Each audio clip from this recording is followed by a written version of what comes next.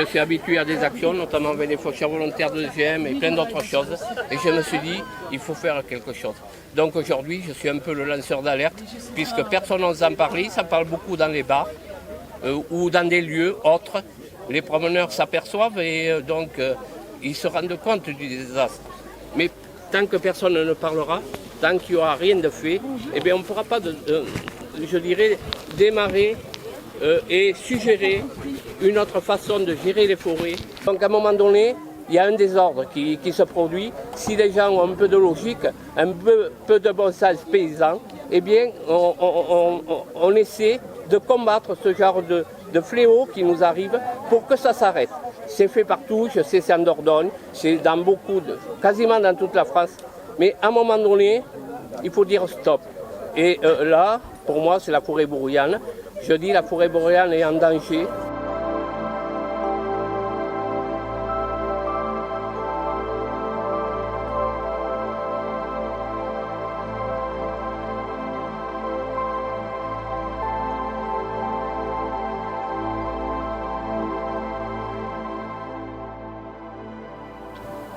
On va démarrer la balade dans les chemins, voilà, soit forestier, soit nettoyé.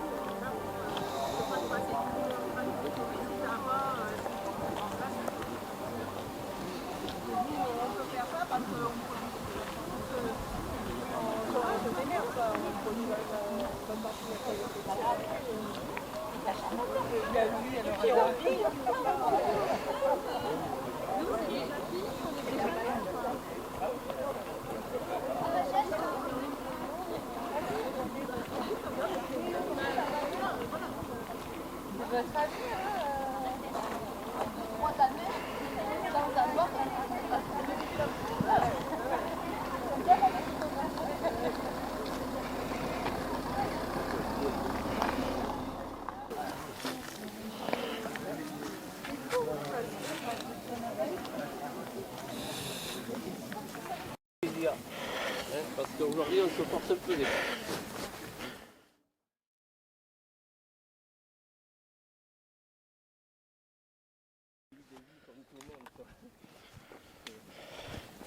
Qu'est-ce qui pousse traditionnellement comme essence ici? Alors la principale essence c'est quand même le châtaignier, le chêne et le pin maritime, les pins que vous voyez là. Voilà. C'est d'origine ça, ces pins-là? Oui, ça c'est d'origine, oui. Le pin maritime, il est d'origine, tu dis? Ah mais le pin maritime, moi j'ai toujours vu depuis 70 ans des pins. Parce que chez moi, tu vois, moi je suis l'herbe les arcs. Oui. Chez moi, ils nous ont planté pour la térébenthine. Comment le faire? Ah ouais, mais Tu sais, quand le minerai de fer a tout payé, oui. dans l'est de la France, là, ils ont pointé à fond, industriel. Moi, ce que j'avais su, si tu veux, c'est qu'ils avaient planté à ce moment-là le pin maritime pour l'essence de térébenthine. Et à ce qui paraît, quand tu avais des temps, tu pouvais marier ta fille tranquille. Ah mais c'est vrai que...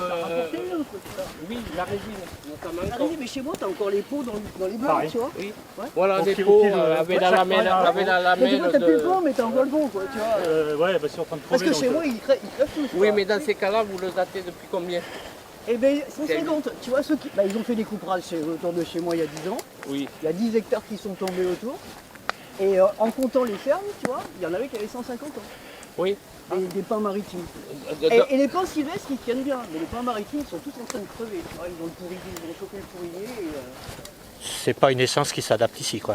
Bah non, pareil que la sécheresse autour, tu vois. En plus. Alors que les Ouais, sylvestres, plus ils maintenant, tiennent parce mieux, que s'ils ont tenu jusqu'à 150 ans. Oui, quand même. Ah, ils ont tenu, mais ils tiennent plus. Mais ils tiennent plus, parce qu'ils ont plus l'eau. Il pleut plus Mais même pareil. l'échelle, hein, je veux dire, Bon, on va arriver à la première coupe qui a été faite par un bûcheron, 1,5 hectare quand même.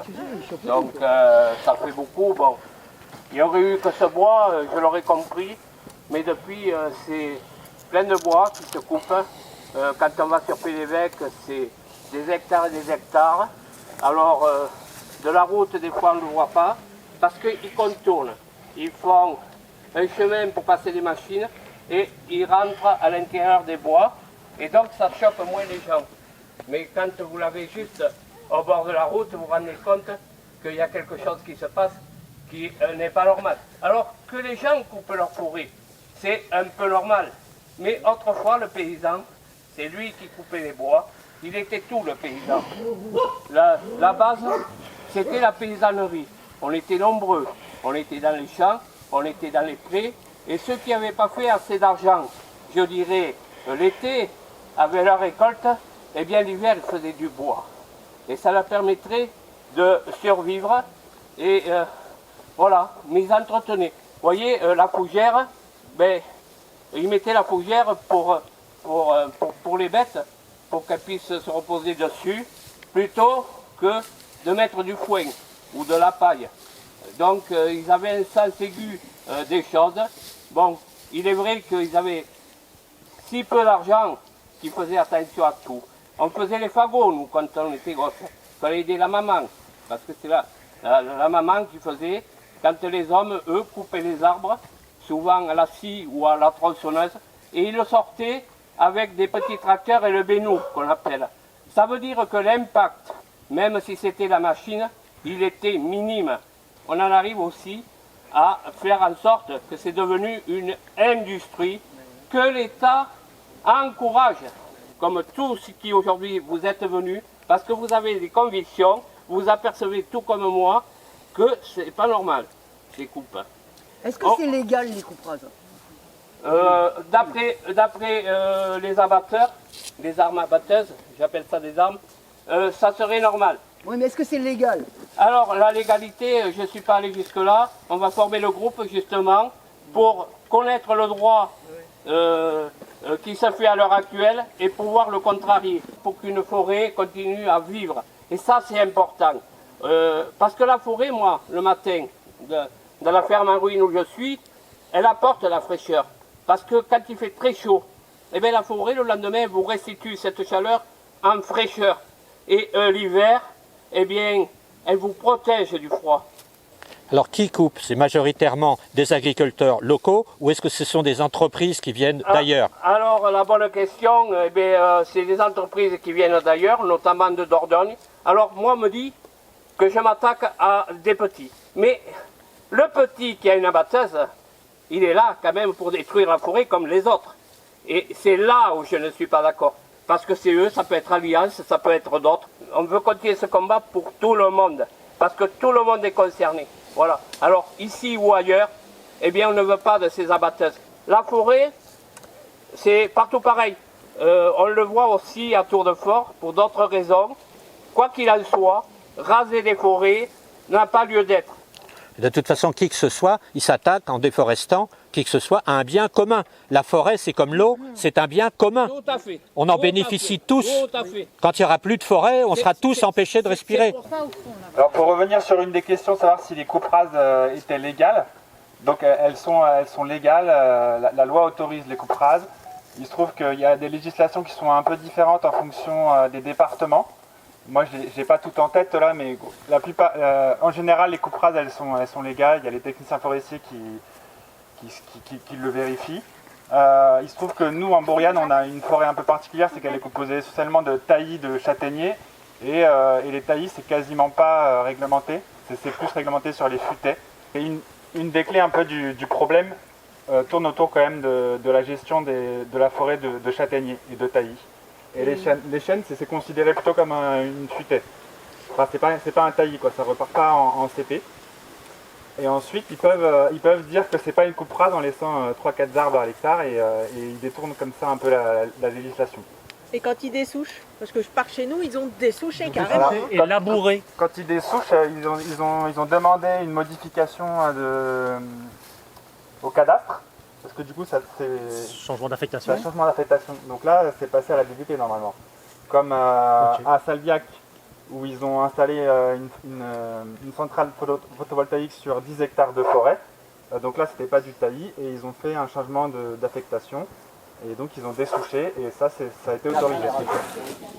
Donc là, il y a 1,5 hectare qui a été coupé. Ce qu'on voit ici, là, ça a été coupé par un bûcheron, si j'ai bien Ça a compris. été coupé par un bûcheron, mais il a laissé les châtaigniers qui sont Châtaignier d'origine, greffé, oui. qui ont à peu près, ils ont été greffés, et à l'heure actuelle, ils ont à peu près une centaine d'années. Oui, et surtout, il a laissé les cépées. Ça a déjà repris, on le voit, elles ont repris. Oui. Et dans 10 ou 15 ans, il y a une nouvelle récolte à faire. Il y aura à CP, nouveau c'est du quoi? bois ici. C'est pas toujours le cas. C'est quoi CP? La CP, c'est la façon naturelle dont repart un châtaignier coupé. Si on coupe un arbre, châtaignier, il repart en périphérie, il refait autant de troncs qui sont en fait des branches. Et on peut les récolter, en général ici, on les récolte tous les 15 à 25 ans. Donc une coupe comme celle qu'on voit à gauche, c'est quelque chose quelque part de naturel, de raisonnable. Ah, c'est l'ampleur des coupes qui n'est pas raisonnable, mais sinon c'est traditionnel ici, oui. Oui, Et on ne coupait jamais 1,5 hectare d'un coup. Voilà. Mais sinon, oui, ça reste, une coupe façon normale, disons. Voilà. habituelle Voilà. de traiter une CP, parce qu'on ne les détruit pas. Ça se discute parce qu'on emploie des machines.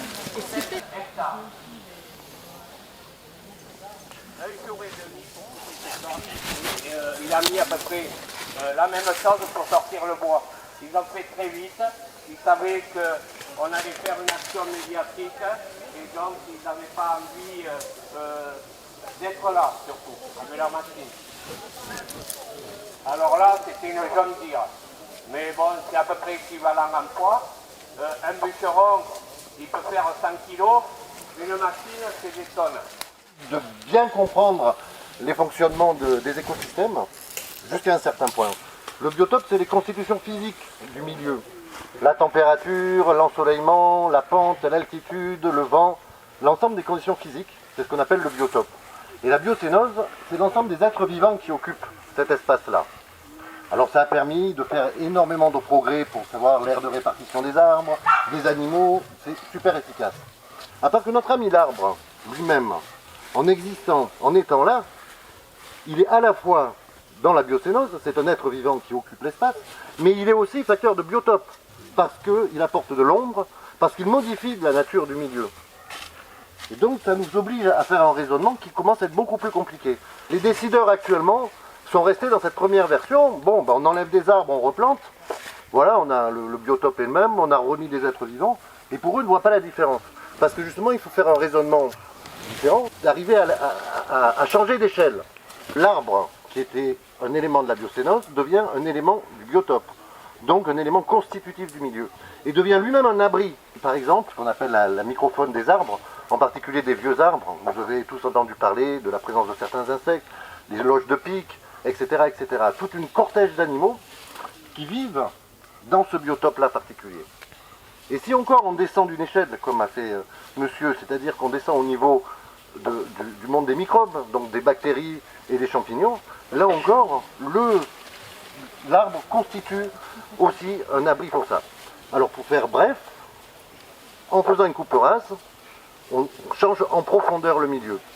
Alors ce qui me fait râler personnellement, c'est qu'on fait ça au nom du changement climatique. On fait ça pour replanter des arbres, pour capter du carbone. Une blague. Ou alors, l'argument qui revient extrêmement souvent, c'est nos forêts sont malades. Ce qui est vrai. Nos forêts sont malades parce qu'elles ne sont pas adaptées au changement climatique.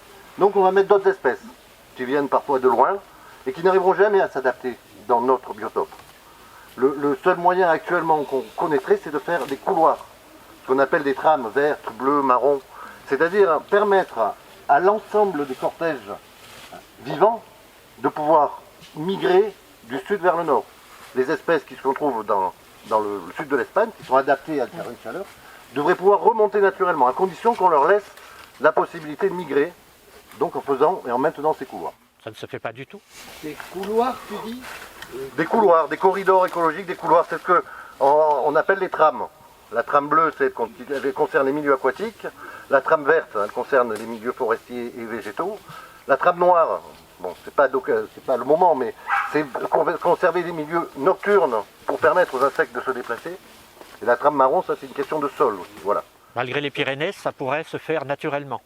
Fort probablement, oui. Ah oui, oui. De toute façon, les migrations, elles ont toujours eu lieu. Les changements climatiques, bon, étaient beaucoup plus lents, mais ils ont toujours eu lieu, et les espèces ont migré. Là, c'est vrai que c'est très rapide. Voilà, je ne veux pas être trop long. Merci. Tout à côté, il reste des arbres parce que ça appartient à la famille Coste.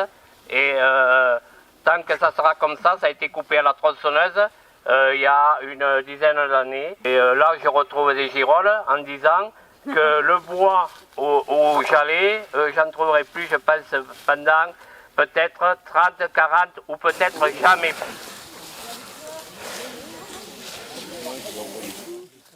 Ah la vache. Bon, on arrive sur la coupe rase. Vous regardez un peu partout autour de vous. Donc vous allez voir l'ensemble, je pense, de l'hectare qui est coupé à l'heure actuelle. Ça veut dire que là-bas, dans le sens que on vous montre avec la main, eh bien il y en a autant qui va être coupé. Alors on peut justement voir la grandeur du problème.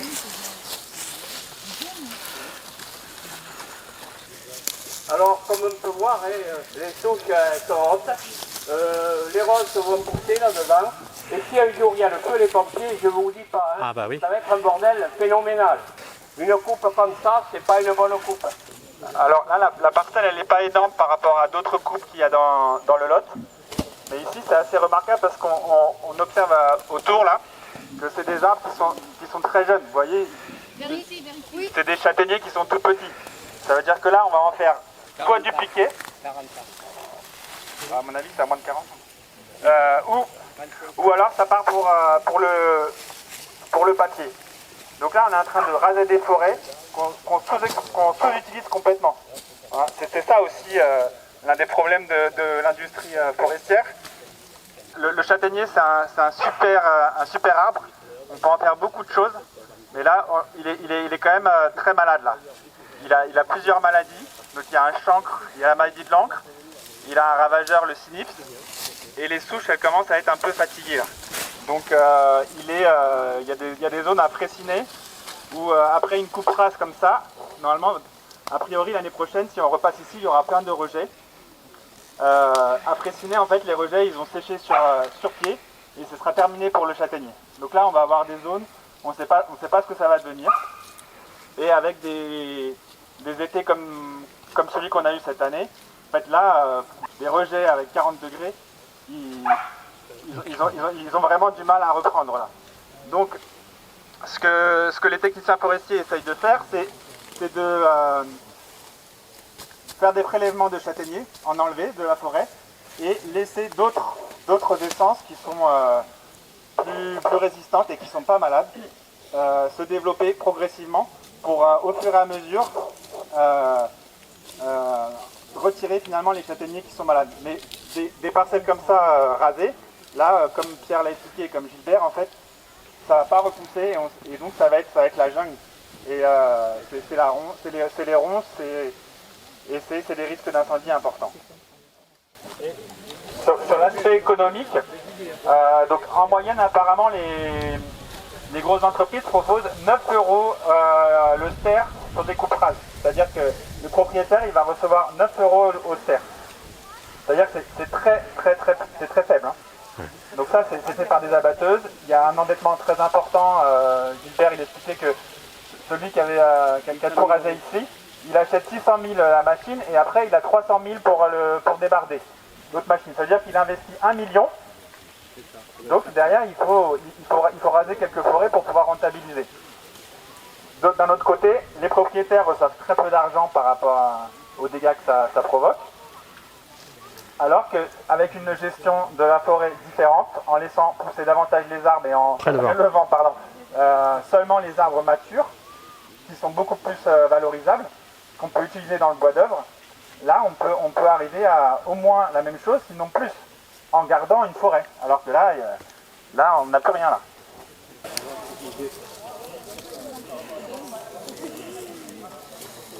Moi je ne suis pas expert, mais c'est pas professionnel qui a coupé ça. Hein. Ah bon? Ah bah non, je ne crois pas. Hein. Parce que, pour vous montrer la grande touche, la batteuse, elle ne pouvait pas prendre au ras ou à 30 cm.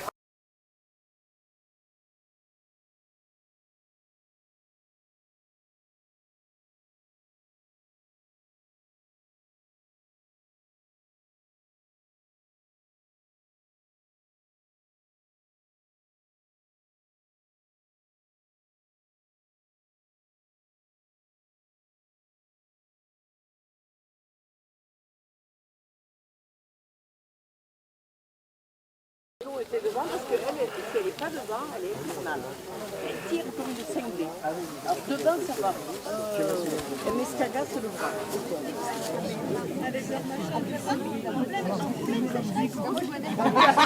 Mesdames, Messieurs, bonjour. Alors évidemment, merci d'être venus si nombreux. Vous êtes bien installés là? J'introduis un petit peu l'histoire. C'est comment ça se fait que vous soyez là aujourd'hui? C'est parce qu'il y a un monsieur parmi nous qui s'appelle Gilbert Coste. Et ce monsieur est venu nous voir il y a un peu plus d'1 mois lors d'une réunion de l'appel de la forêt. Il faisait d'ailleurs partie de l'appel de la forêt, il fait toujours partie.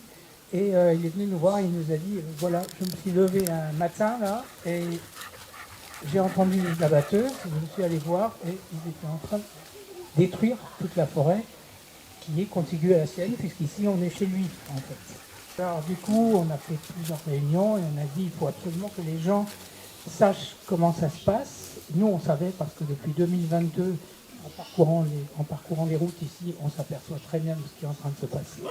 Vous avez probablement regardé un peu les images, c'est une toute petite partie de ce qui se passe ici dans le coin, et en règle générale dans la Bouriane.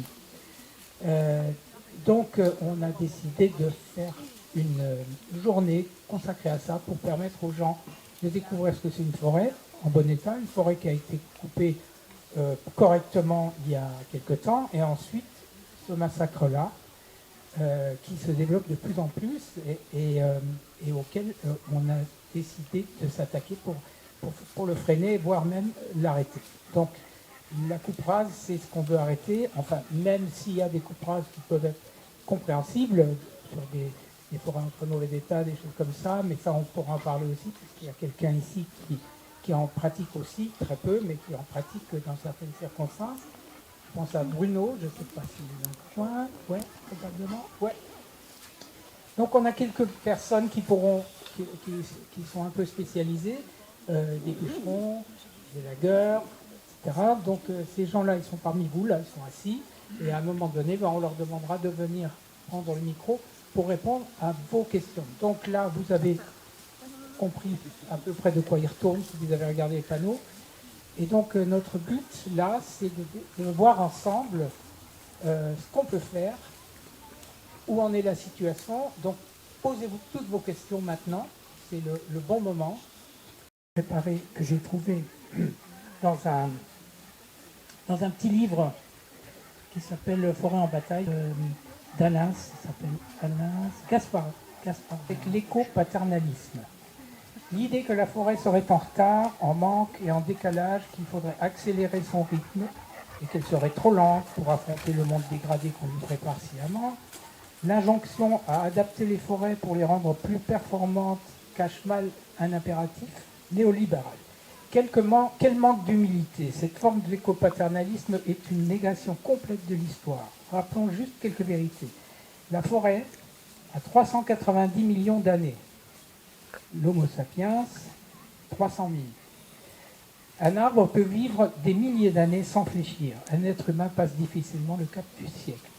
La forêt a traversé de multiples crises, catastrophes et changements géologiques. Elle sait faire. Elle a des millions d'années de pratique et d'évolution. La foresterie dite rationnelle et moderne, elle, n'a que 300 ans. La foresterie industrielle, à peine quelques décennies. Rapporté à l'échelle d'une journée, c'est comme si, à 23h59, on se réveillait subitement et à la dernière minute, en s'agitant dans tous les sens, on déclarait être les auteurs de cette création. Mais c'est une super chose. La forêt n'a pas besoin de nous. Voilà, je tenais à vous le lire, ce passage, parce que ça m'a vraiment interpellé. Ou pas? Très bonne question.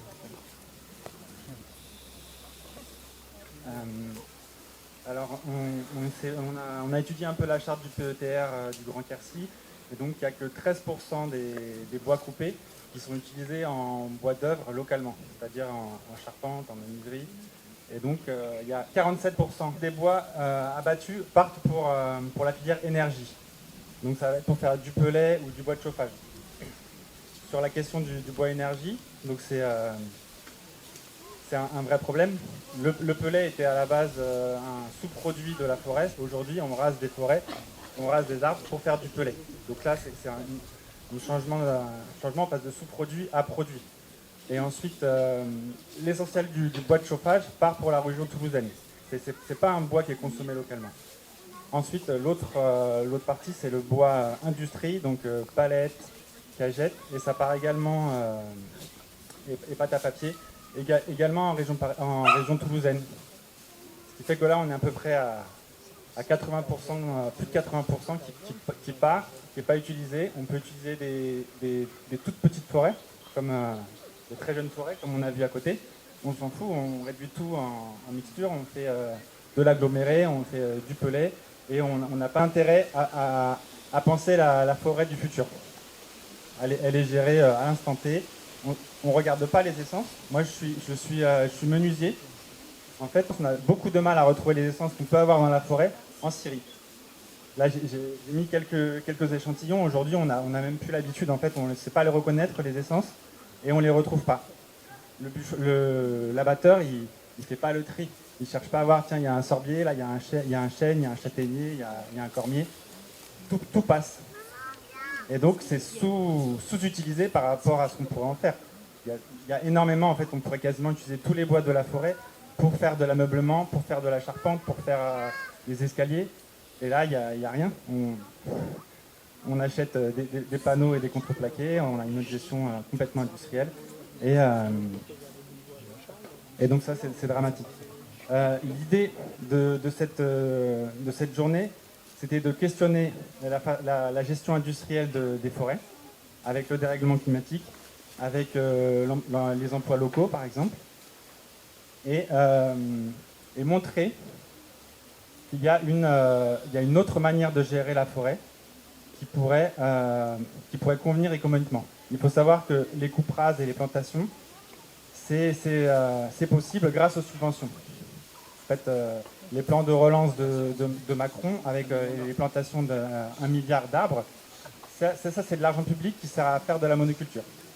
Et donc les grosses entreprises comme Alliance Forêt Bois ont reçu 15 millions d'argent public pour faire ces plantations qui, dans une grande mesure, échouent complètement. Parce que les arbres ils sont plantés et après en fait ils dépérissent à cause de la chaleur, à cause des cervidés, à cause de plein de choses. Ce qui fait que c'est de l'argent complètement gaspillé pour un mode de gestion de la forêt qui ne convient pas du tout. Il y a des techniques de prospection très importantes par ici, où ces grosses entreprises viennent voir les particuliers, proposent en moyenne 9 € le SPER, ce qui est ridicule, aux particuliers qui ne se posent pas de questions et qui acceptent, parce que c'est comme ça que ça se fait. Donc l'idée là, c'est de recréer, de réfléchir à faire autrement, de recréer une filière locale. On a beaucoup de mal à trouver des bûcherons, je pense que Bruno il pourra en parler, il y a Gérard aussi. Il n'y a plus de bûcherons, il y en a très peu. Ensuite, si on veut gérer la forêt autrement, il faut pouvoir débarder sans avoir des machines qui détruisent les sols. Et donc ça suppose des machines différentes en fonction de la nature du sol, et donc un équipement important qu'il faudrait réussir à acquérir en fonction des terrains. Et ensuite, c'est faire en sorte que les charpentiers et les menuisiers utilisent le bois localement. Et là, on aurait une économie en fait ultra locale qui permet aux générations futures de pouvoir aussi également profiter de la forêt. Est-ce que Bruno, tu veux... Donc ouais, je suis tout à fait d'accord avec ce qu'il a dit. Après, je pense que le problème, la responsabilité, elle est un peu de nous tous, quoi. Parce que tout ce qu'il dit, je veux dire, maintenant, moi, je vois des gens qui ont des armoires qui ont 150 ans, qui ont été faits par un artisan, qui avait choisi son bois, qui avait sorti son bois correctement, qui s'était bien embêté à faire son meuble. S'il s'embête à faire son meuble, il choisit un bois qui ne va pas travailler. Maintenant, on préfère aller acheter chez Ikea pour avoir des beaux petits tiroirs, des cuisines toutes prêtes, toutes belles. Tant qu'on continuera à acheter le produit de ces coupes rases, ça continuera, quoi, tout simplement. Après, il n'y a plus non plus de jeunes qui ont envie de se mettre à ce métier qui est difficile, mais tellement honorifique, je dirais. On nous lance tous sur des... faut être ingénieur, faut avoir fait des études, le seul moyen d'étudier la forêt, c'est d'y être, en fait. Et On est parti dans un cycle qui... Je ne sais pas si ça peut s'arranger, mais certains disent on ne va pas revenir à l'ancienne. Bah, je pense que ce serait quand même mieux. Couper du bois, quand on coupe un arbre, on coupe un être. Donc il faut, oui, ça ne se fait pas avec des machines qui détruisent tout. Maintenant, les machines, elles sont lancées, depuis qu'on a lancé les voitures, c'est aussi pour faire marcher le commerce, pour faire marcher le gasoil, pour faire marcher les grosses boîtes. Donc ça nous facilite la vie, ils nous font croire qu'ils nous facilitent la vie, alors qu'en fait, ils ruinent l'avenir. Et quoi dire, moi j'y suis tout le temps dans les bois et j'avoue que le mieux qu'on puisse faire, c'est rien. Et à partir de là, oui, si on fait les choses pour nous, mais je pense que le mieux c'est déjà d'essayer d'être en accord avec nous-mêmes avant d'essayer d'être en accord avec la planète, parce que c'est la planète qui nous a mis au monde et je pense pas qu'on ait trop de leçons à lui donner, quoi. Après, le métier de bûcheron, c'est pas facile, mais c'est chouette. Quoi dire, ouais, il y a en ce moment des arbres, regardez là autour, il y en a quand même un paquet de repousses qui ont séché. C'est aussi un cycle. Il ne faut pas s'alerter complètement quand on voit des trucs comme ça, parce que si on revient dans 50 ans, on ne verra plus qu'il y a une pelleteuse qui est passée non plus. Donc oui, la gestion n'est pas bonne, mais en fait, ça joue sur notre avenir, ça ne joue pas sur l'avenir des arbres et de la planète. Ça a toujours tourné, ça change, il faut vraiment être dessus tout le temps pour faire les choses correctement. Est-ce que c'est tes investissements? Comment tu gagnes ton argent? Est-ce que tu revends aux séries? Est-ce que tu revends en particulier? Alors j'ai la chance d'avoir acquéri un petit bout de terrain que j'essaye justement de gérer le plus naturellement possible. Donc déjà je prélève que le bois mort et j'en laisse un peu parce que ça a aussi son importance. Donc moi je me chauffe le bois mort, j'arrive à en revendre un petit peu. L'investissement, c'est surtout l'investissement de mon énergie, parce que après une tronçonneuse et des coins, ça coûte pas cher par rapport à ce que je fais ma vie avec. Et moi ce que j'ai constaté, c'est que même par exemple quand on les plante les arbres, on fait pas des bonnes choses, parce qu'on va pas forcément planter le bon arbre au bon endroit, ce qu'on disait tout à l'heure, et on n'a pas la même notion de temps que la forêt, donc on ne peut pas...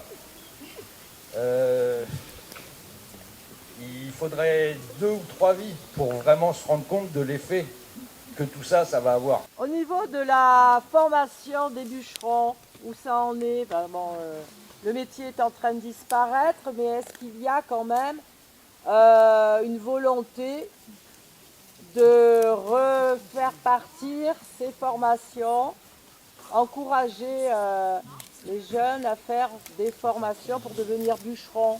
Donc savoir s'il y a un encouragement sur ce métier à l'avenir. Oui. Il y a des formations, après c'est aussi à chacun d'y aller. Enfin moi c'est tombé complètement par hasard, j'étais chauffeur routier et j'en pouvais plus, donc j'ai voulu changer et j'ai facilement trouvé cette formation. C'était une formation pour adultes, ça a duré 9 mois. Après, ça m'a appris à travailler en sécurité, ça ne m'a pas appris à travailler. Ça m'a appris la sécurité, j'ai appris des essences. C'est pas ça qui m'a mis le cœur à être dans la forêt.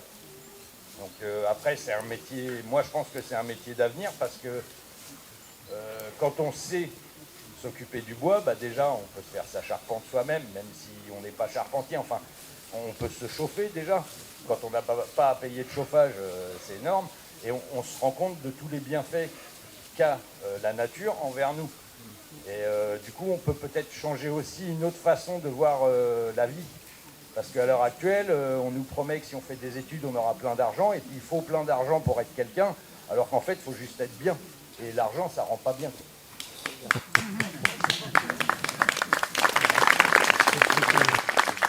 Il y a également des élagueurs parmi nous. Est-ce que vous voulez rajouter quelque chose? Il a tout dit. Hein. Il a tout dit. Bon, allez, bonjour. Non, il a dit plein de très belles choses. Après, nous, on travaille plus sur des sujets uniques. En fait, toi, tu travailles sur des parcelles. Nous, c'est des sujets uniques qu'on va avoir chez des gens. Et notamment la réflexion que vous avez fait là. On essaye de faire un travail pour qu'on puisse cohabiter avec certaines belles essences. Et donc, du coup, les sujets que nous, on va ponctionner, en fait, ça va être des sujets qu'on va pouvoir valoriser. Donc du coup, des belles essences qu'on va venir ponctionner et valoriser, notamment par le biais de gens qui ont des scieries mobiles. Donc si on a des belles billes sur des belles essences, on va pouvoir proposer aux clients en fait une valorisation et une exploitation, notamment en planche, pour faire une réalisation. Après, le but, c'est justement d'arriver à travailler pour essayer de prévenir. En fait, les gens ont peur souvent de ce qu'ils ne connaissent pas. Nous, notre métier, ça va être beaucoup de la prévention. Donc ce qu'on va faire, en fait, on va donner des conseils aux gens pour leur expliquer que du coup, leur arbre n'est ni dangereux, que ce n'est pas forcément une nécessité de le couper, et que du coup, il peut y avoir une cohabitation, et que du coup, c'est une surveillance, et que voilà. Donc c'est un métier différent du bûcheronnage, vraiment. Nous, on est plus sur du conseil et sur de la petite taille technique. Des fois, on est obligé d'abattre des sujets parce qu'ils sont malades, morts ou très mal placés. C'est souvent le problème de l'élagage. C'est des arbres qui sont là parce que on les a laissés partir à côté de bâtiments et ils n'auraient pas dû grandir dans cet environnement. Après, tu vois, on travaille aussi en élagage donc dans les campagnes, mais le maximum de notre boulot va être aussi en ville.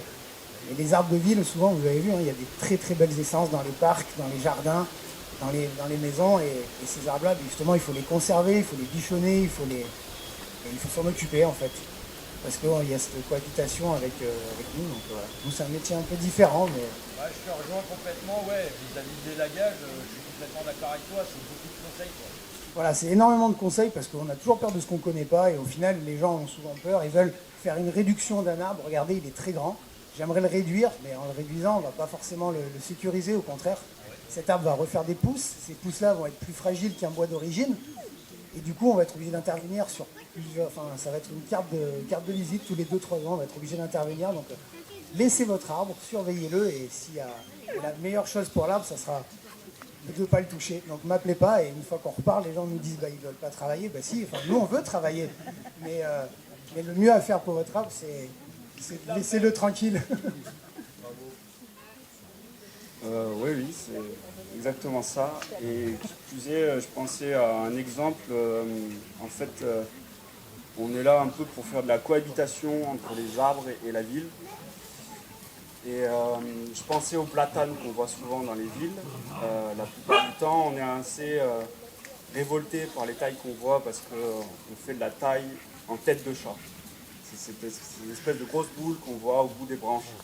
Souvent on trouve ça pas beau, on trouve ça assez dégueulasse, mais en fait c'est la meilleure façon qu'on ait trouvé pour contenir l'arbre, mettre l'énergie dans l'arbre aux bons endroits et refaire ses tailles aux mêmes endroits. Ce qui fait beaucoup moins de mal à l'arbre que de couper un peu au hasard chaque année. Ça c'est des techniques qui ne cessent d'évoluer chaque année aussi. Et que dans les écoles, on apprend de plus en plus. Et en fait, on est dans... Ce que je veux dire par là, c'est que les élagueurs, ou les arboristes, comme on s'appelle aujourd'hui, sont de plus en plus formés à comprendre comment fonctionne la biologie d'un arbre. Donc on cherche toujours plus à évoluer dans ce sens-là. Et ça rend de plus en plus le métier intéressant. C'est pour ça qu'on se base de plus en plus sur des diagnostics, sur des conseils, et pas forcément sur de la taille bête et méchante. Notre lutte, c'est travailler du mieux qu'on peut et puis essayer de faire le lien entre les gens qui ont besoin et des gens comme Lulio qui investissent, qui ont du temps, de l'argent, et voilà. Oui, donc voilà, salut à tous. Donc c'est vrai que le mot-clé qui revient depuis tout à l'heure, là, c'est arriver à valoriser autrement, à travers le prisme qui est différent justement de cette industrie-là et de cette nature contrôlée, pour rejoindre ce que disait Bruno tout à l'heure, pour essayer vraiment qu'on soit tous cohérents à travers l'ensemble de tous les éléments dans lesquels on est tous en fait présents, quoi. Donc c'est vrai que ça paraît parfois difficile de trouver des solutions, mais on est tous là aujourd'hui justement pour parler de ça, quoi. Justement pour essayer de valoriser, c'est quand même ce qui revient depuis tout à l'heure, c'est le mot valoriser. C'est ça qui est quand même important, c'est pour ça qu'il faut qu'on soit quand même tous ensemble à travers ce combat, je pense, qui est quand même assez important. Voilà. Vous avez des questions? Pareil, tout dépend comment on se positionne à travers ça, quoi. Il y a aussi un rôle quand même d'éducation, c'est pour ça que c'est important qu'on soit tous acteurs et qu'on sensibilise tout le monde à travers justement cette valeur qui nous est toute propre, à travers, pour revenir sur le truc de la nature contrôlée, quoi. Il faut qu'on arrête d'être dans ce prisme-là, de vouloir toujours, comme disait Bruno tout à l'heure, il faut que ce soit propre. Voilà. Et ça, c'est vrai que c'est souvent quelque chose que moi j'entends quand on va chez les différents clients qu'on peut avoir. C'est que oui, mais moi je voudrais que tu vois faire un truc propre. Et en fait, c'est quoi être propre? Voilà, être propre, c'est comme disait tout à l'heure nos copains lagueurs, c'est voilà, en fait, il y a une piscine, mais il y a aussi tout l'environnement qui tourne autour, quoi, tu vois. Et c'est ça en fait qu'il faut qu'on arrive à retrouver. Voilà, c'est vraiment trouver une vraie cohérence à travers tout ça, quoi. Pour moi, là, du coup, la valeur, c'est on utilise tous ce matériau très noble qui est le bois. Et du coup, on en a tous besoin et on l'utilise tous les jours, au final, par le biais de notre mobilier et tout ça. Et c'est la meilleure manière, en fait, d'y accéder, donc c'est-à-dire avec les bois locaux. Donc, la valeur, on l'a tous, hein, la valeur du bois. Il y a tout le monde qui l'utilise tous les jours. Et puis voilà. On peut définir aussi la valeur d'un arbre en sachant quels sont ses bienfaits aussi qu'il nous apporte. Donc si on sait qu'il nous apporte de l'ombre, de la fraîcheur, même des bois morts, comme disait notre ami bûcheron, c'est ce qu'on appelle des habitats aussi pour la faune. Quand vous avez un bois mort dans votre jardin, autant le laisser. Ça va ramener des insectes, ça va ramener des petits rongeurs. C'est ça qui va apporter de la vie et de la biodiversité. Ça, c'est aussi une valeur. Je vais bien rajouter une question sur la valeur. Déjà, je voudrais juste vous rappeler que là, il y a un châtaignier mort. Et là, lui, il a beaucoup de valeur écologique. Ça, il y a énormément de... C'est un habitat formidable. Et donc ça, c'est important de les laisser. Au niveau de la menuiserie, la valeur du châtaignier, c'est par exemple plus de 700 € le mètre cube. Et là, ça s'est racheté 9 € le ster quand c'est rasé comme ça. C'est incroyable de pouvoir gérer la forêt comme ça. Le merisier, le frêne, l'érable, tout ça, c'est des arbres qui ont de la valeur économique sur le marché du bois, qui est complètement sous-utilisé avec une gestion où on ne trie pas le bois et on ne le laisse pas grossir. C'est ça aussi qui est incroyable. C'est très important en fait de communiquer et d'informer la population qu'on peut gérer la forêt autrement, que c'est viable économiquement et en plus on ne la détruit pas, quoi.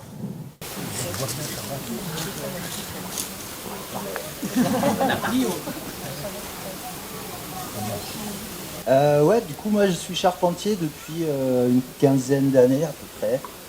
Et c'est une reconversion. Voilà, parce que moi je suis un ancien babos en fait. Et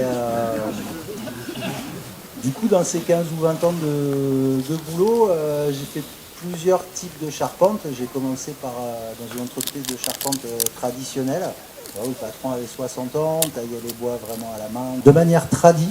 Après, j'ai fait un peu d'ossature bois, voilà, où on travaille avec... alors, dans ma première boîte, on bossait pas mal avec du chêne, au moins pour les fermes et les éléments de structure. Et après, on couvrait avec plutôt du sapin qui venait de chez Point P ou des trucs comme ça, vous savez, ces bois jaunes là, plus haut. Après, je suis allé vadrouiller un peu dans le monde de la maison écolo, où là, la star, c'est le Douglas. Voilà, qui est un sapin aussi, une forme de sapin, mais plus résistant que les épicéas qu'on trouve chez Point P. Le Douglas n'a pas besoin d'être traité.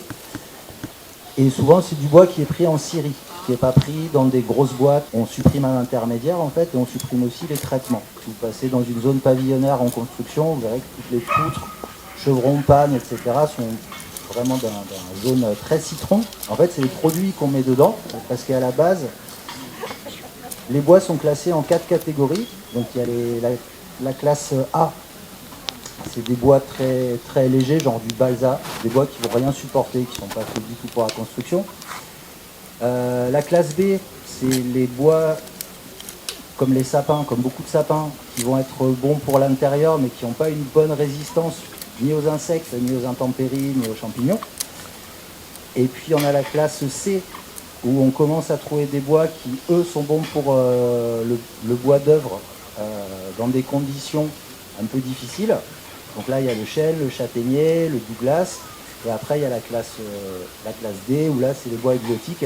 Eux, c'est carrément comme du métal. Et donc, pour en terminer avec ces bois jaunes, en fait, c'est des bois qui sont de classe 2, donc des sapins qui seraient faits a priori pour l'intérieur.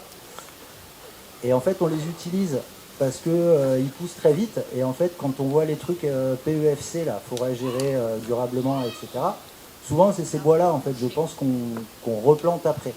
Enfin, en tout cas, quand on prévoit une parcelle pour faire du bois de charpente, je pense que c'est ce genre d'arbre qu'on plante. Donc ça veut dire qu'après, ils doivent être traités avec des produits dont on n'est même pas capable de lire le nom, tellement il y a de H, de Y et de Z dedans. Et donc ça a beau être PEFC, bah, des fois c'est pas forcément écolo jusqu'au bout de la chaîne, quoi. Moi, quand je suis arrivé en Bourriane, en fait, j'ai rencontré les loulous là, qui sont passés précédemment. Et puis comme on aime tous bien le bois fondamentalement et la forêt, et puis qu'il y a des élagueurs, des bûcherons, ben là un sieur que je connais pas encore, mais on va apprendre à se connaître, je pense. En fait, nous dans nos métiers respectifs, alors les copains élagueurs disaient que souvent, quand ils venaient couper un arbre, élagueurs ou bûcherons, le client leur demandait à ce que ça finisse en bois de chauffage. Coupez-moi ça en 50 s'il vous plaît. Nous, les menuisiers charpentiers, ben, en fait, on est obligé de payer le bois cher. Voilà. Alors en menuiserie, c'est encore différent. Moi, je sais qu'en charpente, en fait, même quand on passe par les filières courtes, donc c'est-à-dire d'aller s'approvisionner directement dans une scierie, le bois, le sieur est jamais capable de dire quand le bois a été coupé, parce que c'est pas lui qui le coupe, en fait, il le fait venir d'ailleurs, de Corrèze, du Jura, dans le meilleur des cas, de Pologne. Et en fait, nous, quand on travaille le bois, c'est un peu compliqué parce qu'en fait, il est vert et donc du coup, il va beaucoup travailler, quoi. Un petit point calendrier, il y a une grande semaine qui s'annonce. 8, 10, 12. 8, c'est Bye Bye Bayrou, Bye Bayrou, là, devant toutes les mairies. Il y a apéro demain soir, départ de monsieur. Le 10, le 10 on bloque tout. C'est pas très organisé, rendez-vous 7h30 Cahors devant le lycée Clément Marot, avec toutes vos idées, toutes vos envies de bloquer, et il y aura du monde probablement pour y parvenir. Nous, on bloquerait bien une station Total à Cahors. Voilà. Si vous êtes partant, venez. Alors pourquoi Total, pardon? Parce qu'il y a un projet à Tour de Fort, que certains d'entre vous connaissent, d'installation d'un parc photovoltaïque dans le parc naturel régional avec abattage de 7000 arbres prévus. Et c'est Total qui est à l'origine de ce projet. Donc on a pensé à bloquer les stations Total de Cahors. Donc 8, Bye Bayrou, 10, blocage, et 12. Le 12, on souhaite faire une réunion de fondation d'un groupe qui serait plus spécifiquement dédié à la lutte pour une autre gestion de la forêt qu'on vient d'initier aujourd'hui. Donc le rendez-vous, c'est le vendredi 12 à 18h30 sous la halle de Goujounac. Pour toute personne qui veut participer à la fondation de ce groupe, où on va essayer de réfléchir à des modalités d'action diverses et variées, du type groupement d'achat citoyen de forêt, valoriser les filières locales comme on l'a dit, et puis essayer de... On peut aussi mettre en contact des propriétaires forestiers avec des acteurs locaux qui proposent une autre gestion de la forêt.